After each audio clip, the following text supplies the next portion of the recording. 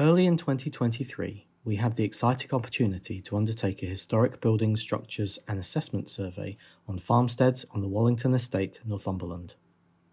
As part of this work, we surveyed a total of 227 buildings across 15 fascinating farmsteads, and this video will illustrate some of the most interesting examples that we came across.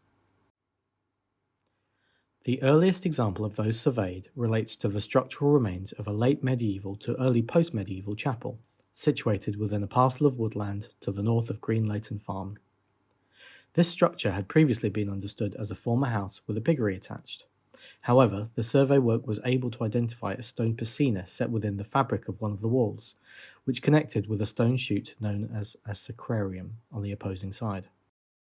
The piscina would have been used for washing the communal vessels and for the disposal of sacred substances, such as holy water, with the sacrarium allowing the substances to be drained to the earth, rather than through a sewerage system.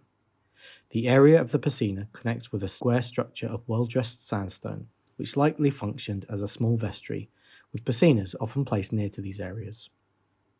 One of the earliest buildings we surveyed on the project was a late 16th to early 17th century former Bassal house at Catcherside Farm, which had been modified as a cottage in the later 18th century.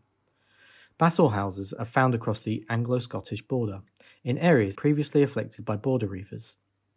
These buildings represent fortified houses that were over 2 stories, with animals housed at ground floor level, and the first floor used as the living accommodation, accessed internally via a stairway or ladder for security.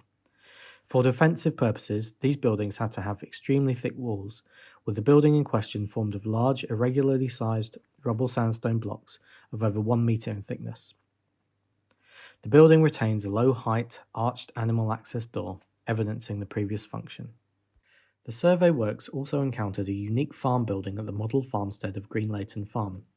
This multifunctional farm building dates to the mid-19th century, comprising a combined piggery, poultry house and dovecote. The combination of a poultry house above a piggery is known as a poultiggery, though the addition of a dovecote above in this building makes it a particularly unique and interesting example. The building retains low-height pig-access doors, a former hatch leading to the poultry house level with nesting boxes, and an attractive dovecote feature. A particularly interesting building for its social value is related to a mid to late 19th century hemel with granary above at Dyke Head Farm. This had been a particularly common building type from this period on the Wallington farmsteads. Within the former granary space of the building, there had been a remarkable survival of graffiti dating from the late 19th to early 20th century.